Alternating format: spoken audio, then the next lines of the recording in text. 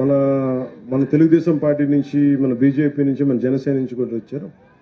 అలాగే రాయలసీమ మన సైఫ్ హసీనా బేగం గారు మీరు ఇచ్చారమ్మా. మీరు ఇది మీది నేను పరిశీలించాను. ఇది నేను ఖచ్చితంగా మీకు దీని మీద మీరు ఇచ్చిన ఈ రిప్రజెంటేషన్ మీద ఖచ్చితంగా దీన్ని యాక్షన్ తీసుకుంటాను. మీరు ఇబ్బంది పడకండి. మీ కష్టాన్ని, మీ ఇబ్బందిని అర్థం చేసుకున్నాను. నాకు అందరూ బాగుండాలని కోరుకునేవాడిని. నేను చాలామందికి ఏముంటుందంటే భావన, నేను హిందూ ధర్మం గురించి మాట్లాడగానే మిగతా మతాలని అనేస్తాను అనుకుంటాను. నేను అట్లా అన్నాను. నేను అనేది ఏంటంటే మన మతాన్ని, మన ధర్మాన్ని గౌరవించాలని కోరుకుంటాను తప్ప, అంటే మీరు పెద్ద మనసుతోటి హసీనా బేగం గారు మీరు రాసింది నాకు చాలా బాగా నచ్చింది. మీరు నన్ను నమ్మారు చూసారా. నేను కులాలకి మతాలకి అతీతం అండి. నేను కులాల్లో ఉన్న అసమానతలు, మతంలో సమానతలు కోరుకునేవాడిదే తప్ప అసమానతలు ఉండకూడదు, కులాల్లో మా మత ధర్మాల్లో సమానత ఉండాలని కోరుకునేవాడిని తప్ప ఏ ఒక్కరు కూడా ఇబ్బంది పడకూడదని మనస్ఫూర్తిగా ఆకాంక్షించేవాడిని. మనస్ఫూర్తిగా మీకు దీన్ని నీళ్ళు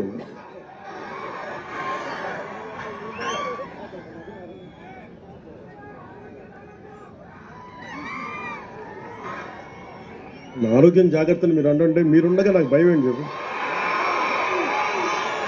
అంటే నా లోపల ఏదన్నా బాగలేదంటే ఒక అరుపు అరిస్తే మీరు ఆ జబ్బు కూడా పోద్దు.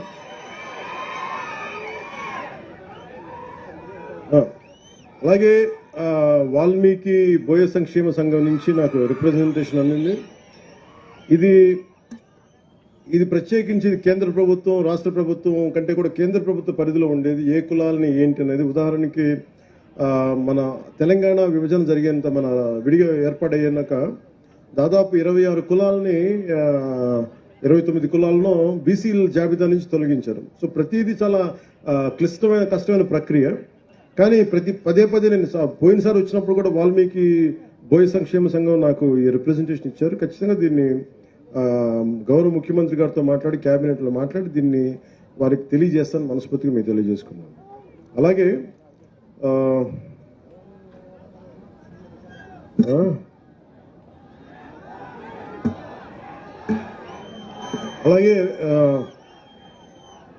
రెడ్డి సంఘం నాయకులు ఒక ప్రతిపాదన అడిగారు. అది ఆల్రెడీ ఉన్నదే.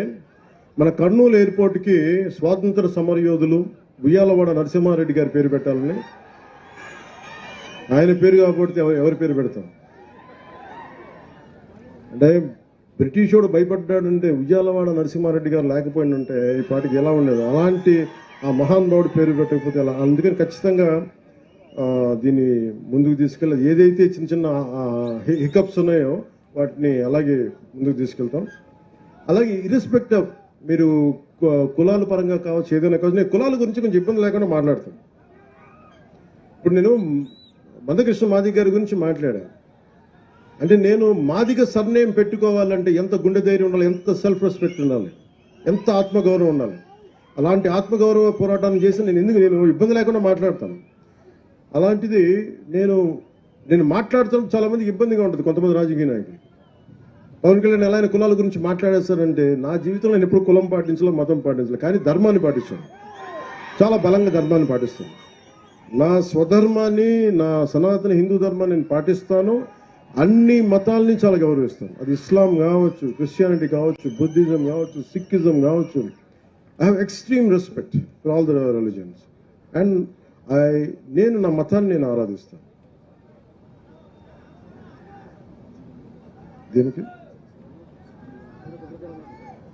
ఏం చేయాలి? అలాగే నా మనసు ఎప్పుడు కూడా ఈ దివ్యాంగులకు సంబంధించి ఇప్పుడు చాలా బాధ ఉంటుంది.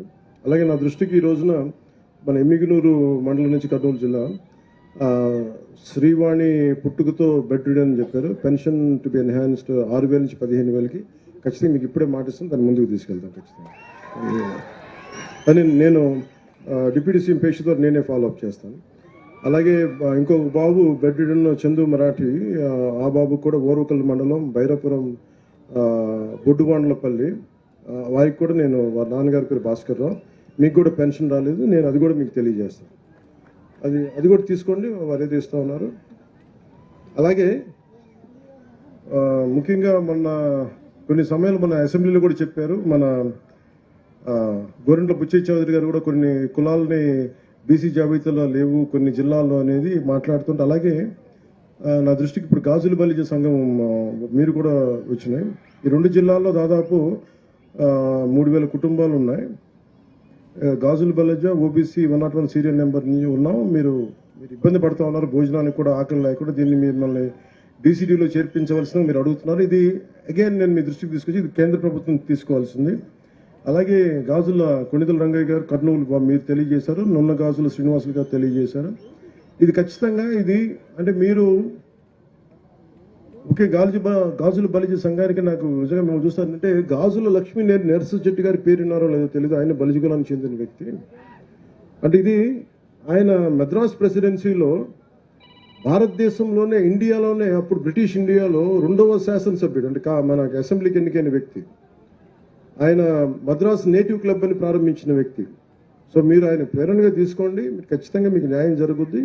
నేను అన్ని కులాలతోటి ఎలాగ న్యాయం కోసం పోరాటం చేస్తానో, అది మాదిగ ఉపకులాలు కావచ్చు, అలాగే ఎస్సీ ఉపకులాలు కావచ్చు, అన్నిటికీ, అలాగే ముస్లిం మైనారిటీలకు సంబంధించి కావచ్చు, ఎలా న్యాయం చేస్తాను మీకు కూడా ఖచ్చితంగా న్యాయం జరిగేలాగా నేను నా వంతు కృషి చేస్తాను. మీ అందరికీ నేను తెలియజేసుకుంటాను. అమ్మా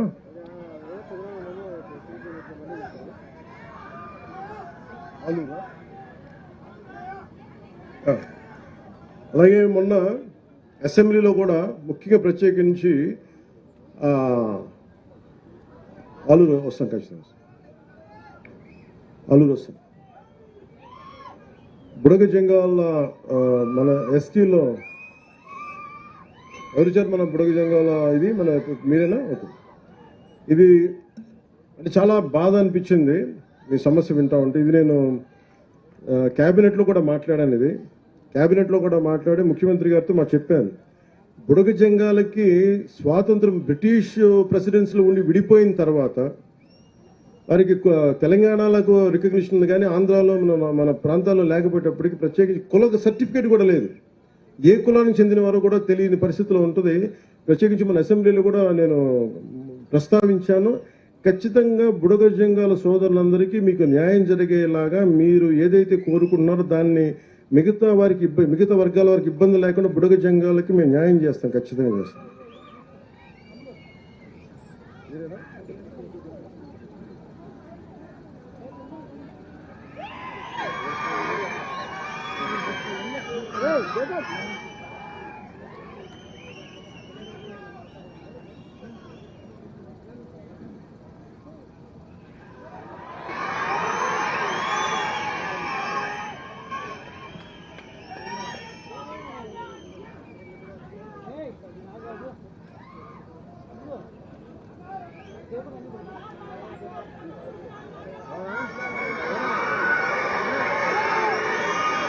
ఏమంటారు నాకు వినిపించలే. ఒక నిమిషం సార్, కొంచెం కొంచెం కొంచెం కొంచెం అరుపులు అరవకుండా ఉన్నాను.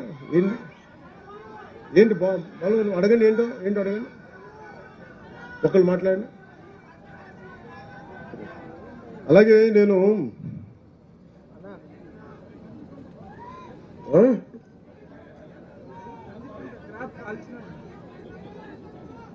కంది పంట కాల్చినారా?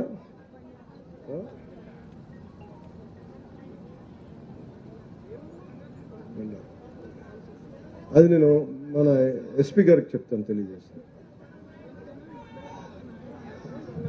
నేను దాన్ని పరిశీలి చేస్తాను. మీరు ఒకసారి మన వాళ్ళకి ఎవరికైనా చెప్పండి, సురేష్ గారికి చెప్పండి, చేస్తాను.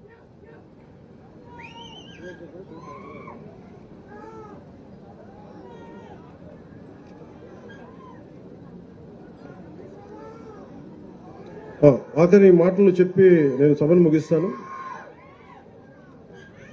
అంటే ఎమ్మెల్యే గారు చెప్పినట్టు, ఇందాక నందికొట్కూరు ఎమ్మెల్యే గారు చెప్పినట్టుగా ఇక్కడ వేదిక పైన అందరికీ కూడా ఆ కొణిదేల గ్రామంతో చాలా కనెక్ట్ అయింది. ఒకప్పుడు నేను దాన్ని దత్తత తీసుకుంటానని చెప్పాను. నేను వస్తా ఖచ్చితంగా. నేను అక్కడ ఏం అవసరమైతే నా ట్రస్ట్ ద్వారా నిధులు మీకు ఒక 50 లక్షల రూపాయలు పనులు నేను చేసి పెడతాను. అలా కాకుండా మిగతా పథకాల ద్వారా ఏవైతే ఉన్నాయో అది కూడా నేను ఉన్నతాధికారులతో మాట్లాడి మీకు ఏమైతే అవసరమో మనకి కొణిదల గ్రామం నాకు అలా చెప్పి అది ఒకటి ప్రత్యేకమని కాదు, మన గ్రామాలన్నీ ప్రతిదీ పేరు పేరున నాకు చాలా చాలా ఇష్టం, నాకు అన్ని గౌరవిస్తాను.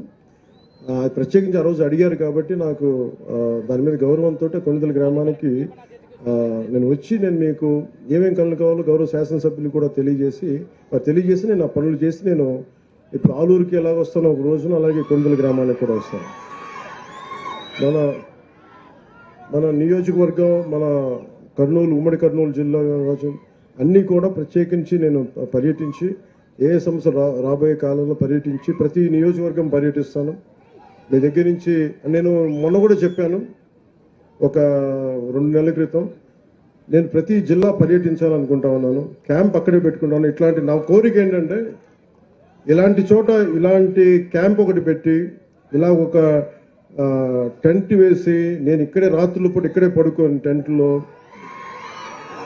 ప్రతి జిల్లాలో 26 జిల్లాలో కనీసం 2-3 రోజులు పర్యటన ఉండేలాగా మన సమస్యల్ని ఏవైతే ఉన్నాయో సాధ్యమైనంత మేరకు సాధ్యం కానివి ఎలా పరిష్కరించే దిశగా అడుగులు వేస్తామని తెలియజేసుకుని నాకు అవకాశం ఇచ్చిన మీ అందరికీ, గౌరవ ముఖ్యమంత్రి గారికి, గౌరవ శాసనసభ్యులకి, గౌరవ పార్లమెంట్ సభ్యులందరికీ పేరు పేరున ధన్యవాదాలు తెలుపుకుంటూ సెలవు తీసుకున్నాను.